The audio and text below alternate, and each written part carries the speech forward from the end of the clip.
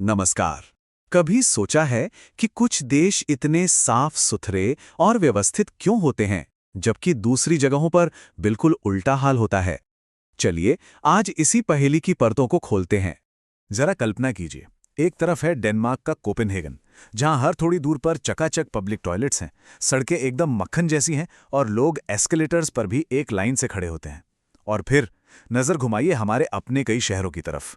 यहाँ सड़कों पर कूड़े के ढेर, गड्ढों से भरी सड़कें और हर जगह धक्का मुक्की और लाइन तोड़ते लोग। ये फर्क इतना ज्यादा क्यों है? तो सवाल ये उठता है कि क्या कुछ लोग पैदाइशी ही ज्यादा सिविलाइज्ड होते हैं, या फिर इस अंतर के पीछे कोई बहुत गहरी वजह छिपी है? जवाब शायद वो नहीं है जो हम पहली नजर में सोचते हैं।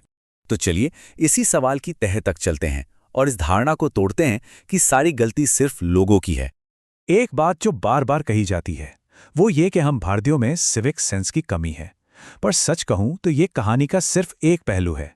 असली प्रॉब्लम कुछ और ही है, जो कहीं ज्यादा बड़ी और उलझी हुई है। तो फिर असली जड़ें हैं क्या? ये सिविक सेंस की कमी की जो समस्या है ना, वो असल में 3 बहुत बड़ी रुकावटों की वजह से है। ऐसी रुकावटें जिन पर हम अक्सर बात ही नहीं करते। ये 3 रुकावटें हैं। पहली, जाति और वर्ग से जुड़ी हमारी पुरानी सोच। दूसरी, एक टूटा फूटा नाकाम सिस्टम। और तीसरी, एक दूसरे के लिए हमदर्दी यानी एम्पैथी की कमी। चलिए एक एक करके इन्हें समझते हैं। हमारे समाज में सदियों से सफाई के काम को एक खास जाति से जोड़कर देखा गया है। नतीजा, आज भी बहुत से लोगों के दिमाग में ये बात बैठी हुई है कि सफाई करना उनकी जिम्मेदारी है ही नहीं। उन्हें लगता है कि अरे ये काम करने के लिए तो कोई और है। इस सोच ने हमें अपनी ही फैलाई हुई गंदगी से दूर कर दिया है। ये एक लाइन इस पूरी मानसिकता को साफ कर देती है। सोचिए, कूड़ा हम सब फैलाते हैं, लेकिन जो उसे साफ करता है उसे हम क्या कहते हैं? कूड़े वाला। मतलब लेबल उस पर लग गया। हमारी भाषा ही ये बता देती है कि हम सफाई करने वालों को कितना कम आंकते हैं और खुद को इस काम से कितना अलग समझते हैं। अब आते हैं दूसरी और शायद सबसे बड़ी बाधा पर। वो है जब सिस्टम ही आपको फेल कर दे। देखिए, उम्मीदें और हकीकत में कितना बड़ा फासला है। लोगों से कहा जाता है कि बाहर पेशाब मत करो, लेकिन पब्लिक टॉयलेट या तो हैं ही नहीं, या उन पर ताला लगा है, या इतने गंदे हैं कि कोई अंदर जा नहीं सकता। कहते हैं अपनी लेन में गाड़ी चलाओ। अरे भाई, लेन है कहाँ? सड़क चलते चलते 4 लेन से 2 लेन की हो जाती है। कहा जाता है फुटपाथ पर चलो, पर फुटपाथ या तो टूटे पड़े हैं या उन पर दुकानें लगी हैं। तो ऐसे में कोई नियमों का पालन करे तो करे कैसे? और इसका असर ये होता है कि एक भेड़ चाल वाली सोच बन जाती है।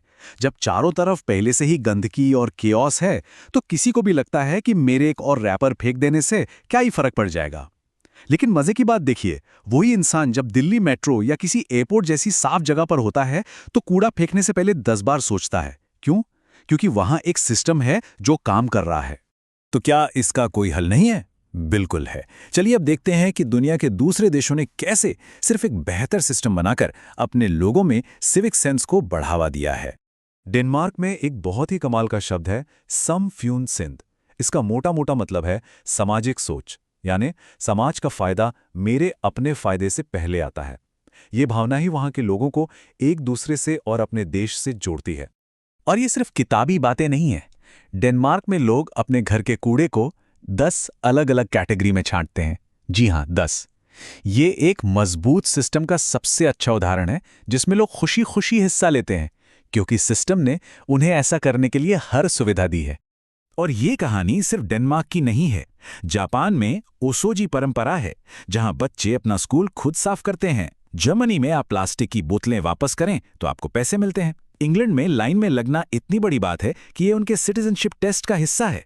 और सिंगापुर साफ सुथरे पब्लिक टॉयलेट्स को हैप्पी टॉयलेट का अवार्ड देता है। ये सब यही साबित करता है कि सही सिस्टम से लोगों का व्यवहार बदला जा सकता है। तो इन सभी उदाहरणों से सीखकर हम अपने देश में सिविक सेंस कैसे बना सकते हैं? रास्ता बिल्कुल साफ है। सबसे पहला और सबसे जरूरी कदम सरकार को उठाना होगा इंफ्रास्ट्रक्चर बनाना, यानी हर गली नुक्कड़ पर कूड़ेदान, साफ सुथरे टॉयलेट्स और चलने लायक फुटपाथ। इसके बाद स्कूलों से ही बच्चों को सिविक सेंस और सफाई कर्मचारियों का सम्मान करना सिखाना होगा। और आखिर में ऐसे नियम बनाने होंगे जो सबके लिए बराबर हों और सख्ती से लागू किए जाएं। और यहां यह समझना बहुत जरूरी है कि मकसद सिर्फ जुर्माना लगाना या सजा देना नहीं है। असली मकसद है एक ऐसा माहौल बनाना जहां सही काम करना आसान हो और गलत काम करना मुश्किल। सोचिए, जब हाथ में कूड़ा हो और सामने ही कूड़ेदान हो तो कोई सड़क पर क्यों फेंकेगा? तो आखिर में एक सवाल, क्या सिविक सेंस कोई ऐसी चीज है जो सिर्फ सिखाई जाती है, या फिर ये एक ऐसे समाज में अपने आप पैदा होती है जो अपने नागरिकों को इज्जत और सुविधाएं देता है?